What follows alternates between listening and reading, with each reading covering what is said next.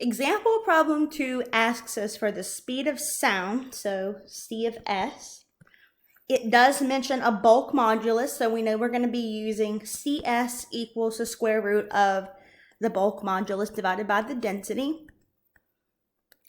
We do have a bulk modulus of 5.01 times 10 to the second pascals, and we do have a density of 7.73 kilograms meters minus 3. And so we would put it in our calculator just like that.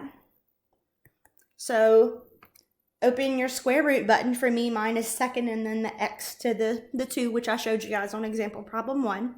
So open parentheses, 5.01 times 10 to the second divided by 7.73, close parentheses, and that equals a speed of sound of 8.05 meters per second.